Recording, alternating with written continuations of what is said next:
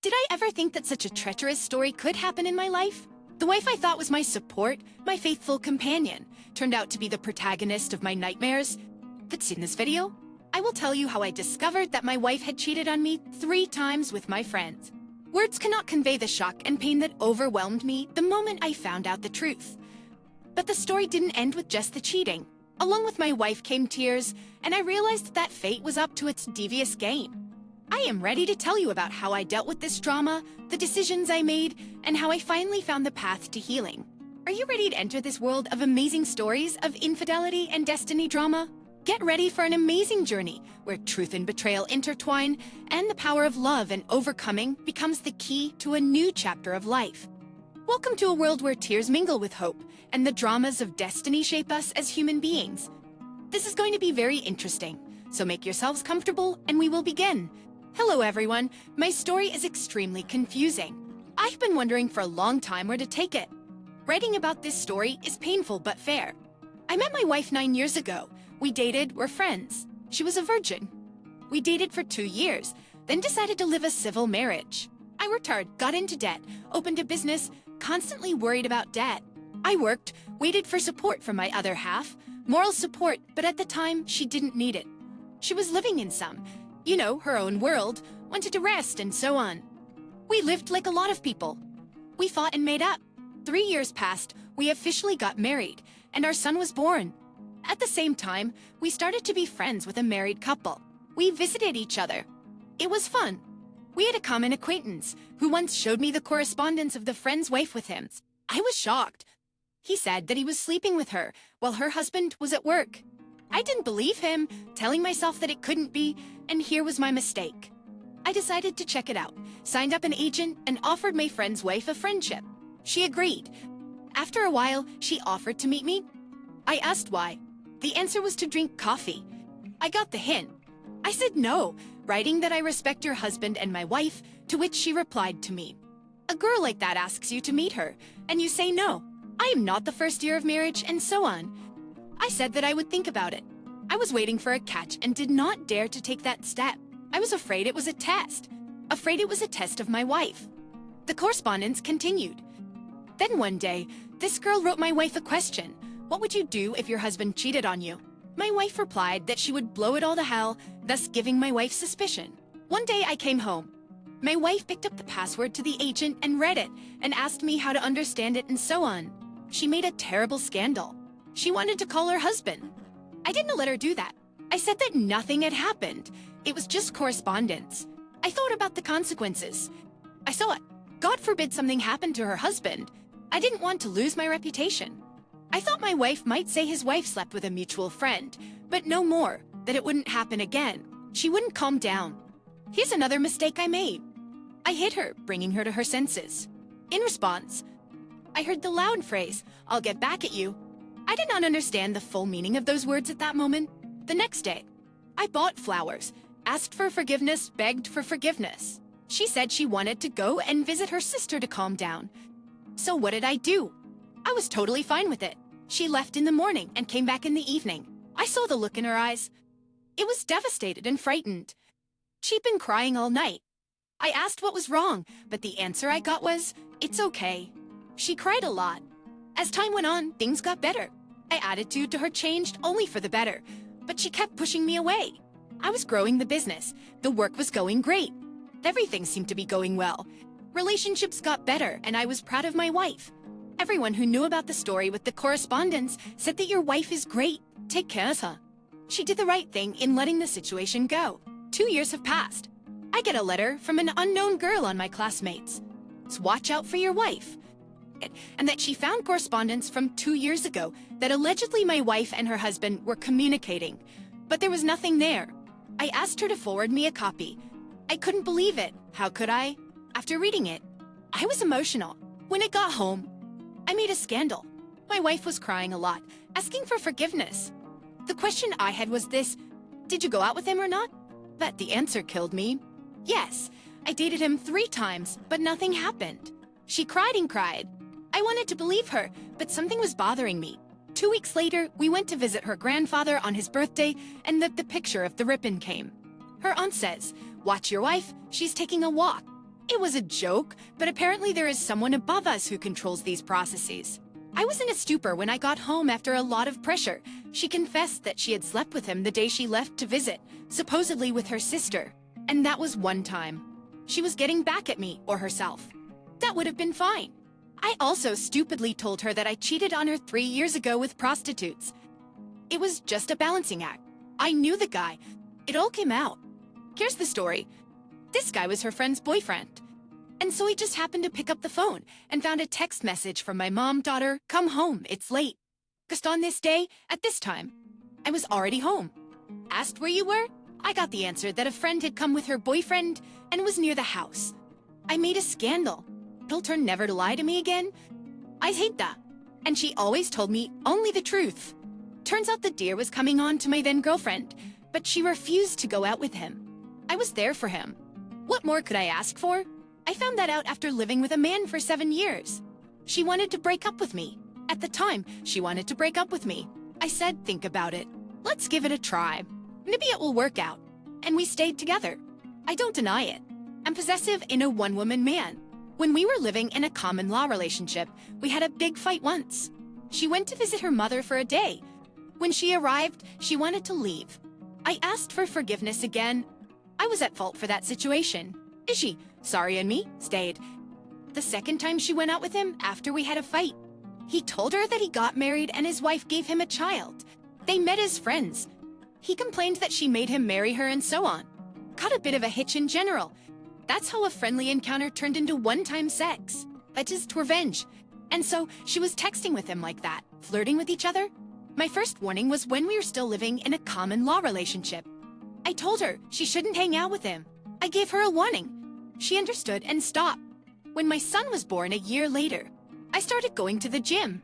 And she did it again, started hanging out with him. I found out about all of this from her 6 months ago. And basically, he was provoking her. He'd write, "Are you cheating on your husband?" Fiction, to which she replied, "I'm not cheating. I'm not going to cheat. It was a one-time thing." Polygraph confirmed it. She was interested in him. I admit that. But the fact that she cheated out of her own stupidity is a fact. She doesn't want a divorce. She's asking for forgiveness. I feel guilty, and I'm wondering what to do. We are both to blame for the situation, and we both should live with this burden till the end of days. Because I cannot leave either my son or my wife to their own fate. We are both fools, and we hurt each other very badly. Maybe in time, everything will fall into place, and it's just simply a challenge. There's so many kind people who are willing to help ruin what has been years in the making. Thanks to all of them. And most importantly, we were the ones destroying our own happiness. Just like I dreamed, and a family with a capital letter. Everything is still going to happen, and it seems to be a small thing in life. We're not the only ones like this. All people make mistakes, although maybe that's no excuse. Thank you for your attention. Sorry, embarrassing. I never thought it could be, but it happens. We are our own well-wishers, and we make our own problems. And for you to advise me. I'm honestly on the fence.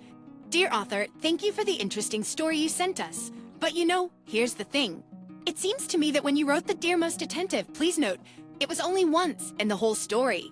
You must have been talking about yourself. I really hope so. I hope you understand everything very well, because just reading the story for the first time already confirms the fact that the treason was not at all once. And it started back in the days. I take it not memorable when you and your wife first started dating. But come on, in principle, what was let's deal with what is now? Tell the author, do you at least understand that the cheating was not on the first date, as she told you, and it was not a one-time action? You understand what it looks like. A woman dating a man and no otherwise. The woman pushes a man to the line, flirts with him through correspondence. Then they meet, they have it happen. And then what? 2 more meetings? Sit hands together, support, or what?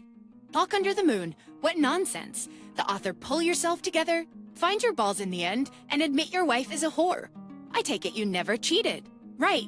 You only correspondence and ask yourself now the question, how it happened that she very quickly, learning about it, broke up allegedly to her sister, and there was also the fact of your betrayal, or rather betray you. Tell. And you do not think that they had it even earlier. And you did not think about the fact that maybe this guy is not one at all. There may be several. I will be honest on our channel. Dramas of fate. Stories abound when women, and not only women, but men too. There are a couple of such stories that manage to keep on the side of 2 or even 3 people as a lover. Think about it. Please, you can still save everything. By the word everything, I mean your life and your prospects. If you pull yourself together now, if you pull yourself together and just get up and leave this family, start your life, pay the elements, and so on. Don't fall for this casual.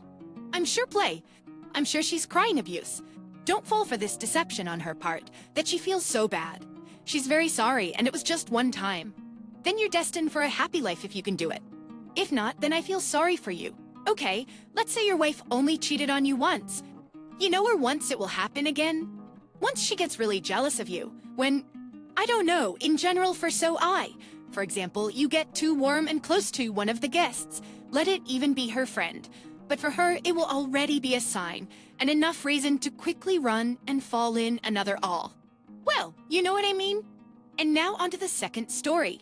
Dear viewers, today I want to share with you one of the most shocking cheating stories I could ever imagine.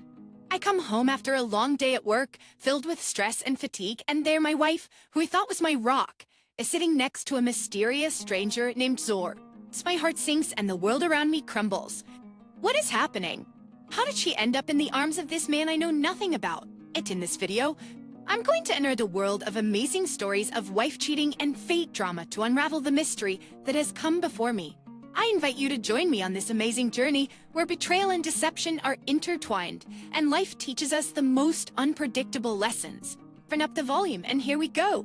If a married woman has an affair on the side, it does not at all mean that she loves her lover and does not love her husband. And if she continues to live with her husband while having a lover, it does not mean that she still loves her husband. She just doesn't love anyone but herself. A man and a woman are either together or they are not. If either of them seeks pleasure on the side, it is no longer an attitude, much less love. When you love, no one else is needed, no one at all. If you're interested in someone other than the person you love, that's it. We are Onza. This story was told to me by a close friend after years of our friendship. There's nothing exciting in it. It is not without reason that they say all happy families are alike, but unhappy ones are each unhappy in their own way. So here, a fairly ordinary story of betrayal and betrayal of a once beloved man. I will try to present his story as he told it to me, and for convenience, I will do it in the first person, a little literary treatment, and at the beginning of my life, it was hard to call it a good one. My parents were married early enough. My mother was barely 19, and my father was 21. They were passionately in love, as they were, and 9.5 months after a quite modest wedding, I was born. But after a while, my mother suddenly realized that living in abject poverty was not her thing, and marriage to my father was a fatal mistake. She found herself a rich lover and not really bothering to leave my father. And my father grieved a little and soon found himself a new mistress. It is clear that the 3-year-old son just got under his feet. And my mother's new friend was also not particularly eager to raise someone else's child. And my mother, without thinking twice, sent me to an orphanage. She just took me to the orphanage and relinquished my parental rights. She just took me to the orphanage, wrote a paper saying that she was giving up her child, and disappeared from my life forever. That's how I ended up in the orphanage, an orphan with living parents. I won't tell you of my life on government food. It was all good and bad, but I managed to get through to graduation. Where to go? I decided to join the army. I served 2 years and entered a military school. 4 years later, I finished. And as a lieutenant, I joined the army. I served almost 5 years. I was in and out of the army, and I suffered a lot in the hot spots until I was shot in the spine. I somehow recovered, but found myself unfit for further service. The army sent me back to civilian life. True, with pension, captain's shoulder straps, and a medal for bravery. I was a mechanical engineer by civilian profession. A month after my demobilization, I got a job as a turner at a small factory. For some credits, a year later, I was promoted to foreman of the preparatory section in the mechanical department, and soon was appointed head of the department. Higher engineering education also helped. Business was going well, and in 2 years I was promoted to deputy director. My career was impetuous, but I plowed day and night. The work was work, but it was time to start a family, to get married first. I met a pretty girl. I courted her for half a year, sent her sweets, flowers. We traveled together to the south, to the warm sea. I realized that I loved her more than life itself.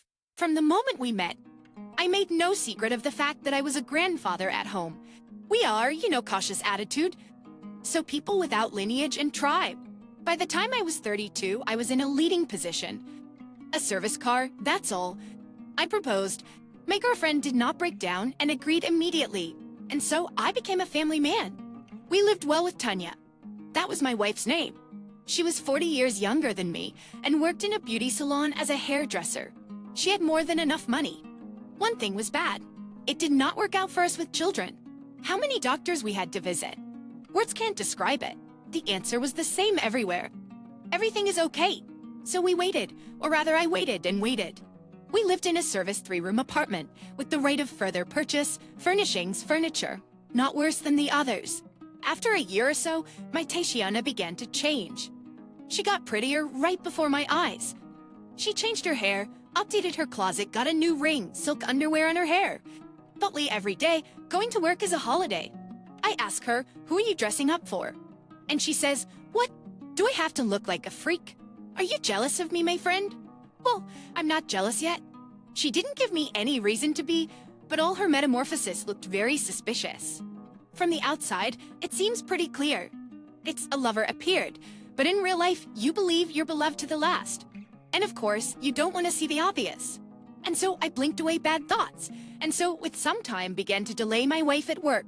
It was her friend's birthday, or an urgent order, or she went out to her client's house. She comes home late, won't get out of the bathroom for an hour. But with me, she's as gentle as a cat. Then she hisses like a snake. Sometimes she scolded me for no reason. It is true that she began to earn more money, but my animal instincts from the army told me that something was wrong here. I was about to take a sneak peek at what my beloved wife was doing, but it was too late. But here chance intervened. I was going on a business trip, almost a month. Our partners had an assembly line stopped, and we were assembling this line, so we had to repair it. When we parted, Tanya even cried, only she didn't wave her handkerchief after me. I myself was almost moved to tears and firmly promised to call and try not to stay too long. I kissed her, held her close to me, and left for the airport. After checking in for the flight and dropping a text message to my beloved wife. I was about to walk to the boarding terminal as I got a call from the director and was told that the conveyor belt had been run without us and we could go home. I tried several times to call Tatiana and make her happy, but my wife's phone was off. Okay, I took a cab and after buying flowers, champagne and candy on the way, I drove home. I decided to have a romantic candlelit evening with my wife to celebrate the return of my beloved husband. As if on wings, I flew up to the 4th floor and used my key to open the front door. I didn't ring the bell on purpose. Surprise, the only light in the apartment was in the bedroom, and Tony was there, brightly lit. He must have been reading a book. I cautiously opened the door and was stunned. My Tanya, completely naked, was on all fours, resting her hands on the headboard of the bed. Behind her, also undressed, grinning triumphantly, was an ape-like, hairy male, loving my wife rhythmically. With one hand, he held her by the hair.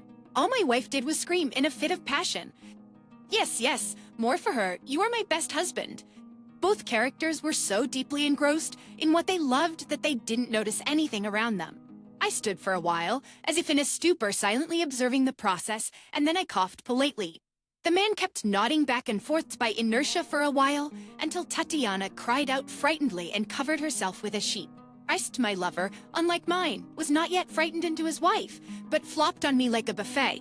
Pull hero, get out of here, or I'll punch you in the face. He growled in a distinctive accent and went at me, grinning his unshaven face. That's my woman. What a bastard. He didn't even cover himself. I stepped to my right, dodging a direct punch to the face, and hit him over the head with the champagne bottle. The bottle burst, scattering shards mixed with foam. The man grunted and collapsed on the carpet. He didn't look like he needed any more. It was later I realized that I could have killed him, but then Tatiana squeaked something, but under my eyes, immediately silence, stepping over the still-lying body. I went to the kitchen, poured a glass of water, and drank at once. For some reason, I was very thirsty.